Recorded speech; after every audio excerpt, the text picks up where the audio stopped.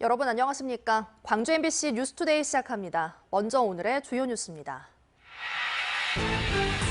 정부가 재생에너지 신규 허가를 규제하는 정책을 오는 9월 1일부터 시행합니다. 에너지 생산은 넘치는데 이를 다른 지역으로 보낼 공급망이 부족해서라는데요. 재생에너지를 미래산업으로 삼고 있는 지역에서 반발이 이어지고 있습니다. 정부의 글로컬 대학 30사업에 광주 보건대와 목포대가 선정됐습니다. 지역 대학의 맏형을 자처해온 전남대는 지난해에 이어 올해도 2년 연속 탈락했습니다. 합성사진 음란물, 딥페이크 성범죄 공포가 확산하는 가운데 광주에서는 이와 관련한 여학생들의 신고가 잇따랐지만 학교 현장에서 대수롭지 않게 대처한 사실이 뒤늦게 드러났습니다. 호남 고속철 2단계 완공이 임박해가지만 무안국제공항의 활성화는 지지부진합니다. 반면 경쟁공항 가운데 하나인 부산 가덕도 신공항에는 광역 급행열차가 착공할 계획이어서 무안공항의 장점도 빛이 바래지 않을지 우려됩니다. 우리 지역에서 재생에너지는 미래산업이라 할 수 있을 정도로 많은 생산량을 자랑하고 있죠. 그런데 광주 전남 지역 재생에너지 사업의 성장에 제동이 걸릴 것으로 보입니다. 정부가 다음 달부터 재생에너지 신규 사업의 발전 허가를 제한하겠다고 한 건데요. 어떤 이유가 있는 건지 임지은 기자가 집중 취재했습니다. 태풍의 영향으로 찌는 듯한 무더위가 이어졌던 지난 20일 최대 전력 수요는 97.1기가와트. 역대 여름철 최고치를 넘어섰지만 전력 대란 우려는 없었습니다. 전체 발전량 중 17%를 차지한 태양광이 제 역할을 톡톡히 해냈기 때문입니다. 원전 수준에 거의 육박한 상황인데 얘가 날이 맑으면 이제 출력이 최대한으로 나오기 때문에 특히 일조량이 많고 여유부지가 넓은 전남 지역에서는 태양광 발전에 딱 좋은 조건입니다. 실제로 전임 정부에서 태양광 활성화 사업이 활발하게 추진됐을 당시 많은 사업자들이 전남에 몰렸고 그 결과 전국에서 가장 많은 발전 설비 용량을 기록했습니다. 호남 지역이 그만큼 햇빛이 좋고 또 어떤 개발이 덜 돼가지고 어떤 그 부지가 좀 상대적으로 많기 때문에 앞으로 계속해갖고 이제 호남 지역에 태양광이 더 많이 들어올 것으로 예상이 되는 거고. 그런데 당장 다음 주부터 태양광을 포함한 재생에너지 신규 발전 허가에 제동이 걸립니다. 광주 전남 지역에서 생산된 재생에너지의 발전량이 넘쳐 다른 지역으로 보내야 할 형편인데 초과 전력을 다른 지역으로 보낼 수 있는 공급망인 송전 능력 역시 포화 상태라는 겁니다. 넘치는 에너지를 분산시키기 위해 송전 시설을 확충해야 하지만 정부는 송전 시설을 늘리는 데 시간이 많이 걸린다는 이유로 신규 재생에너지 허가를 규제하는 쪽으로 정책 방향을 잡았습니다. 태양광이나 풍력 등으로 생산한 재생에너지 초과분을 사용할 지역 내 수요도 부족하고 다른 데로 보낼 수단이 마땅치 않으니 신규 재생에너지 생산이 필요 없다는 겁니다. 호남 지역에서 이제 신규로 발전 사업을 허가를 받는 것이 주로 이제 태양광이나 풍력 같은 재생에너지 중심으로 이루어져 있어서 거기에 맞춰서 전력망 건설이 진행이 되어야 하는데 전력망 건설은 물리적인 시간과 민원이나 이런 것들이 함께 겹쳐서 지금 상황이 발생했지 않았나. 재생에너지 신규 허가를 당분간 제한하겠다는 정책을 지난 5월 말 발표하면서 유예기간은 석 달만 줬습니다. 당장 유예기간이 끝나는 9월부터는 신규 허가가 제한됩니다. 태양광과 풍력 등 재생에너지 생산이 전국에서 큰 부분을 차지하고 있고 에너지 관련 공공기관과 관련 기업들이 있는 지역으로서는 타격이 아닐 수 없습니다. 새롭게 이 사업에 이제 뛰어들고자 하는 사업자, 중소사업자나 영세사업자분들께서는 기존에 해왔던 계획들이 흐트러지게 돼서 환경단체들도 재생에너지 정책에 큰 타격을 우려하고 있습니다. 그러면 지금 이제 기후위기 시대이고 탄소 배출량을 줄이는 것이 온 인류의 동시대적인 목표인데 재생에너지를 승식시키겠다고 하는 이 정부 정책을 어느 누가 수용할 수 있겠는지. 이를 뒤늦게 알게 된 지역의 정치권과 자치단체들은 뒤늦게 반발하고 있습니다.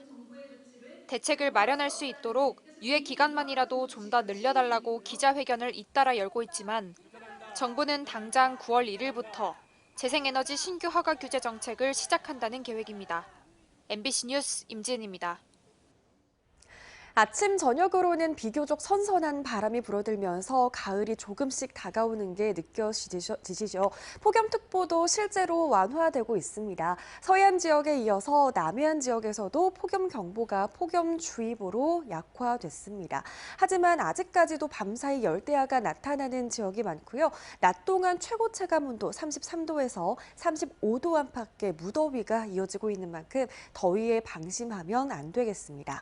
남해안 지역을 중심으로는 바람이 강하게 불고 있습니다. 내일까지 순간 풍속이 시속 70km에 달하는 거센 바람은 계속되겠습니다. 시설물 관리 계속해서 잘 해주셔야겠습니다. 오늘 하늘 모습 보시면 맑은 하늘 드러나 있습니다. 가끔 구름만 많이 지나겠습니다. 광주의 현재 기온 24도 보이고 있는 가운데 한낮 기온 34도까지 오르면서 아침 기온과 낮 기온 모두 어제보다 2도가량 높겠습니다. 날씨 정보였습니다. 광주 보건대학교가 전문대로는 사상 처음으로 교육부의 글로컬 대학 30사업에 선정됐습니다. 반면 지역 대학의 맏형을 자처해온 전남대는 2년 연속 탈락해 체면을 구기게 됐습니다. 이재원 기자가 보도합니다. 대구와 대전의 보건대와 함께 연합체를 구성한 광주 보건대가 교육부의 글로컬 대학 30사업에 선정됐습니다. 이에 따라 앞으로 5년 동안 보건대 연합에 지원될 1,000억 원 가운데 광주 보건대에는 30% 이상이 배정될 예정입니다. 최소 300억 원 이상의 지원금을 확보한 광주 보건대는 헬스케어와 헬스테크, 늘 돌봄 등 3개 분야에서 특화된 인력과 기술을 육성해 나갈 계획입니다. 중장기적으로는 대전과 대구의 보건대학들과 통합을 통한 한국보건대 체제를 구축해 나갈 예정입니다. 지역을 넘어서 대한민국의 보건의료를 좀 책임지는 큰 그림을 그려보자. 보건의료의 메카가 되자라는 개념으로 이렇게 접근해서 이렇게 좋은 결과가 나온 것 같습니다. 글로컬 대학 30 선정에 따라 광주시도 광주보건대에 400억 원을 추가로 지원하기로 했습니다. 직간접히 형태의 지원금은 보건대에서 양성된 인력과 기술을 지역 산업과 연계할 수 있는 특화센터를 구축하는 데 사용될 예정입니다. 5년간 총 400억 원의 직간접비를 투입하여 통합 돌봄, 메디 휴먼케어 산업 육성, 보건의료 인력의 지역 정주 등을 지원할 계획입니다. 국립대의 희비는 엇갈렸습니다. 전남 도립대와 통합과 해양 분야의 특성을 살린 목포대는 이번 교육부 사업에 선정됐습니다. 반면 광주와 전남 지역의 캠퍼스를 활용한 상생 방안을 제시했던 전남대학교는 지난해에 이어 이번에도 탈락의 고배를 마셨습니다. 지역대학의 맏형으로서 체면을 구긴 전남대는 당혹감 속의 재정 확보 방안을 고심해야 할 처지에 놓이게 됐습니다. MBC 뉴스 이재원입니다. 합성사진 음란물, 딥페이크 성범죄 공포가 확산하는 가운데 광주에서 올해 상반기 이와 관련한 여학생들의 신고가 잇따랐던 것으로 드러났습니다. 하지만 학교 현장에서 피해 신고를 대수롭지 않게 대처한 사실이 드러나 논란입니다. 보도에 김영찬 기자입니다.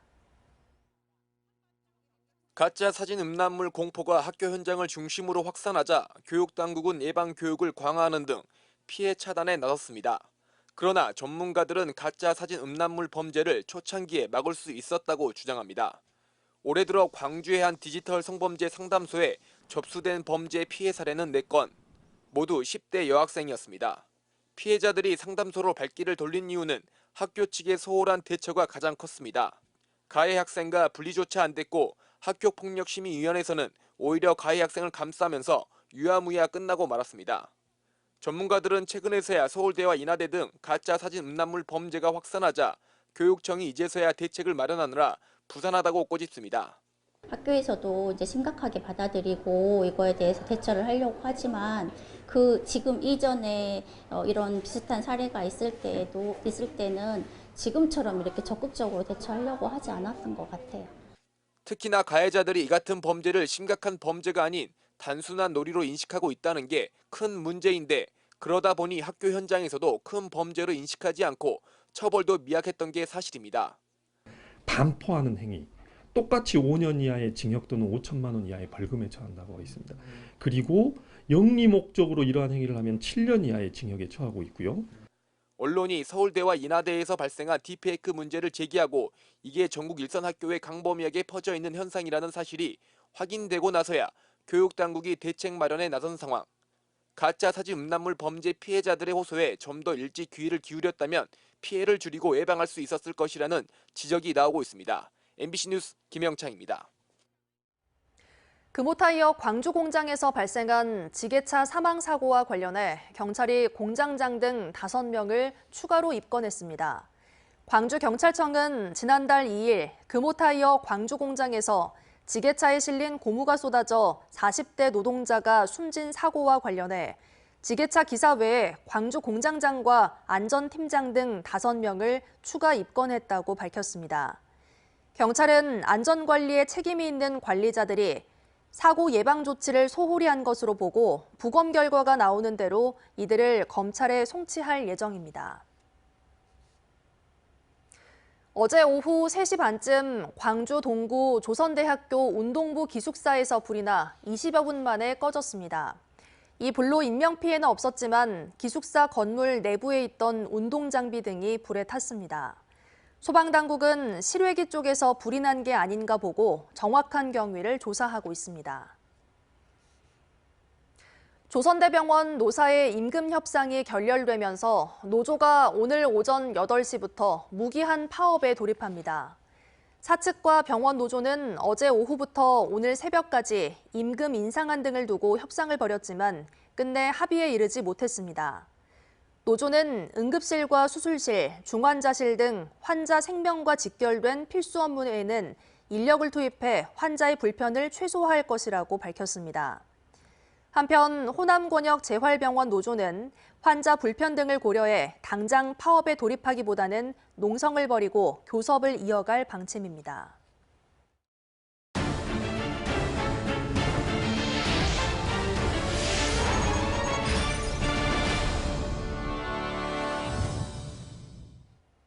(8월의) 마지막 주 막바지 휴가철을 맞아 여수에선 뜨거운 여름 축제가 열리고 있습니다. 화려한 여수 밤바다를 배경으로 K-팝과 트로트 공연, 야간 마라톤까지 다채로운 행사가 열립니다. 최황지 기자가 소개합니다. 시원한 여수의 바다를 배경으로 대형 특설 무대가 설치됐습니다. 더운 날씨에도 전국 각지에서 팬들이 모였습니다. 형형색색 굿즈를 든 팬들, 설레는 마음을 감출 수 없습니다. 엠믹스 응원하러 진주에서 왔는데 엠믹스 설린 씨가 다치지 않고 무대를 잘 맞춰줬으면 좋겠습니다. 엠믹스를 보러 왔는데 저는 설은을 제일 좋아하고요. 설은님에게 하고 싶은 말은 너무 예뻐요, 누나. 8월의 마지막 주 여수 썸머뮤직 페스티벌 Y가 여수 세계 박람회장에서 열립니다. 축제 첫날엔 음악방송 쇼 챔피언이 마련돼 아이돌 가수의 화려한 무대가 펼쳐졌습니다. 이어 남녀노소 모두가 즐길 수 있는 K-트로트 뮤직 페스티벌이 개최됩니다. 축제 마지막 날에는 2천여 명의 러너들이 여수 밤바다를 보며 달리는 나이트런이 마련될 예정입니다. 여수광양항만공사는 이번 행사를 통해 박람회장을 세계가 주목하는 문화 공간으로 탈바꿈시키겠다는 포부입니다. 이를 위해 전국에서 찾을 수 있는 문화 행사를 내년부터 정기적으로 개최할 계획입니다. 내년부터는 크루즈사 그리고 우리 K-팝 공연해서 같이 국제 관광객도 부르고 국내 관광객도 부르고 그래서 내년부터는 체계화해서 정기적으로 할 계획입니다. 축제가 끝난 뒤인 31일 국내 대표 물축제인 워터밤 여수도 잇따라 열립니다. 이 행사에는 제시와 솔라, 키스 오브 라이프 등 인기 가수가 총 출동할 예정입니다. MBC 뉴스 최황지입니다. 고흥군은 지난 2016년부터 녹동 해수탕 건립 사업을 추진했지만 감염병 확산과 시공사의 자금난, 감사원 감사 등 말 그대로 우여곡절을 겪어야 했습니다. 민선 8기 고흥군은 지역 주민들의 수건을 해결한다는 차원에서 복합문화센터로 방향을 바꿔 내년 상반기에 개관한다는 계획입니다. 보도에 최우식 기자입니다. 고흥군 도양읍에 있는 마리안느 마가렛 나눔 연수원 인근에서 복합문화센터 막바지 공사가 한창입니다. 현재 공정률은 65% 정도인데 내년 초 시설이 완공되면 시범 운영 기간을 거쳐 상반기 안에 개관할 예정입니다. 주변 정주 여건을 획기적으로 개선할 수영장은 이미 제 모습을 갖춰가고 있습니다. 최근 인기 있는 생존 수영장도 별도의 풀로 만들어집니다. 당초 해수탕을 계획했던 3층에는 키즈 카페가 들어서는데 녹동항과 소록도의 전경을 조망할 수 있습니다. 2층에는 다양한 교양 강좌가 열리는 교육장과 체력 단련장이 조성됩니다. 이처럼 복합문화센터 완공이 가능해진 데는 민선 8기 고흥군의 전면적인 사업 재검토가 있었기 때문입니다. 민선 8기에 들어와서 이 방치 이것들을 전체 재점검을 실시를 했습니다. 그래서 힐링 해수탕 같은 경우는 사실 그 전에 상급기관 감사에서도 해수탕은 경제성이 떨어진다. 125억 원을 들여 해수탕 건립을 목표로 시작한 사업은 코로나19 확산과 주변 상권의 반대, 불투명한 사업 전망 등으로 2년 이상 공사가 중단되기도 했습니다. 게다가 최근까지 논란이 이어진 감사원의 감사 지적 사항은 사업 추진에 적지 않은 걸림돌이었습니다. 고흥군은 지난해 초부터 경제성, 타당성 조사 용역 결과를 토대로 지역민과의 대화와 의견 청취를 수차례 가지며 사업 변경을 추진했습니다. 마리안느 마가렛 그 연수원하고 우리 도양복합문화센터가 한 공간에 있기 때문에 기능적으로 합쳐지면은 좀 더 그 상승 효과를 거둘 수 있지 않을까. 고흥군은 수영장과 카페, 커뮤니티 시설을 갖춘 도양복합문화센터가 건립되면 주변 지역 인구 유입과 삶의 질 개선, 나아가 고흥 관광에도 긍정적인 영향이 있을 걸로 기대하고 있습니다. MBC 뉴스 최우식입니다. 광주시가 어제 광주시청에서 새롭게 들어설 복합 쇼핑몰이 기존 상권에 미치는 영향을 분석하기 위한 용역 착수 보고회를 열었습니다. 이 자리에는 광주시와 5개 자치구, 소상공인 단체 등 20명이 참석해 용역 세부 사항을 전달하고 의견을 들었습니다. 이번 용역은 약 2억 원을 들여 이달부터 10개월간 진행되고 복합 쇼핑몰 입점지 반경을 3km와 5km, 7km로 나눠 상권이 받는 영향을 분석합니다. 광주시는 추후 용역 결과 등을 토대로 소상공인 상생 방안 등을 마련할 계획입니다. 광주 전남 지역의 자영업자들이 경쟁 심화와 수익성이 악화하면서 어려움을 겪는 것으로 나타났습니다. 한국은행 광주 전남 본부와 목포 본부가 발표한 정책 보고서에 따르면 광주 전남의 자영업자 수는 지난 2019년 42만 5천 명에서 지난해에는 45만 6천 명으로 4년 사이 3만 명 이상 늘었습니다. 반면 자영업자의 평균 소득은 10% 가까이 줄었고 업황 부진으로 폐업 공제금을 받은 건수가 지난해에는 6천여 건으로 4년 전보다 2,700여 건 늘었습니다. 금호타이어 노조가 6년 만에 총파업을 결정하고 어제부터 이틀간 경고성 파업에 들어갔습니다. 전국 금속노조 광주 전남 지부 금호타이어 노조는 어제부터 오늘까지 하루 4시간 경고성 파업을 한 뒤 협상이 진행되지 않으면 다음 달 3일 총파업을 하겠다고 밝혔습니다. 노조는 사측과 교섭을 진행했지만 기본급 인상 등에서 입장차가 좁혀지지 않아 파업을 결정했다고 밝혔고 사측은 대내외 경영 환경이 좋지 않은 상황에서 공장 운영까지 중단돼서는 안 된다며 성실히 협상에 임하겠다고 말했습니다.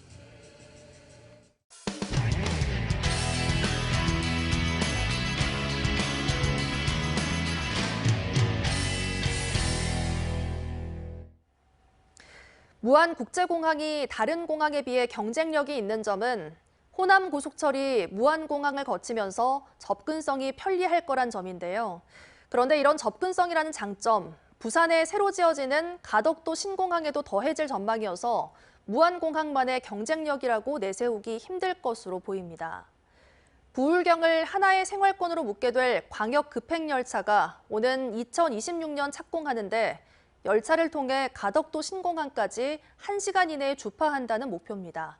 부산문화방송 이만은 기자입니다. 울산에서 경남 양산, 김해 진영을 거쳐 가덕도 신공항까지 연결하는 동남권 광역철도망의 밑그림이 나왔습니다. 국회 국토교통위 윤영석 의원은 기자회견을 열고 사업 추진 상황과 로드맵을 설명했습니다. 동남권 순환 광역철도는 사전 타당성 조사에서 비용 대비 편익지수가 0.7을 넘겨 경제성을 확보한 걸로 전해졌습니다. 유력한 노선은 KTX 울산역에서 진영까지 51.4km 구간. 진영에서는 장유를 거쳐 부산 신항선으로 연결되는데 가덕도 신공항이 종착역이 됩니다.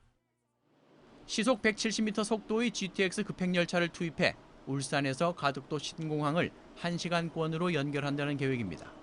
170km 대심도 GTX 철도로 이게 되기 때문에 울산역에서도 1시간 이내에 그 가덕도 신공항에 갈 수 있고.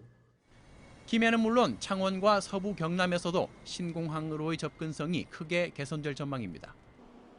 올해 안에 사전 타당성 조사가 완료되면 내년 중에 예비 타당성 조사 역시 마무리될 걸로 전망하고 있습니다. 2026년부터 본격적으로 사업 착수해서 가덕도 신공항 그 개항 시기에 맞추어서 완공을 하도록 그렇게 추진하겠습니다.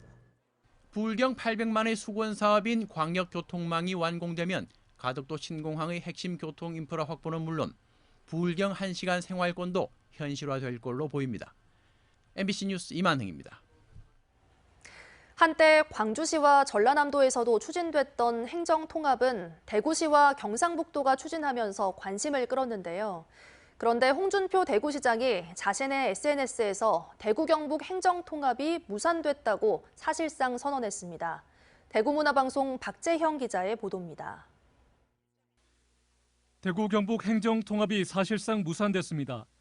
홍준표 대구시장은 어제 오후 자신의 SNS에서 지난 3년간 끌어던 지방행정개혁이 생각이 서로 달라 무산된 것은 참 아쉽다며 행정통합 무산을 공식화했습니다. 이어 더 이상 대구 경북 통합 논의는 장기 과제로 돌리고 우리는 대구 혁신 100과제에만 집중하는 게 대구 경북의 갈등을 수습하는 방안이 될 것 같다며 그간 대구 경북 통합을 지지해 주신 시도민들에게 송구스럽고 죄송스럽다고 밝혔습니다.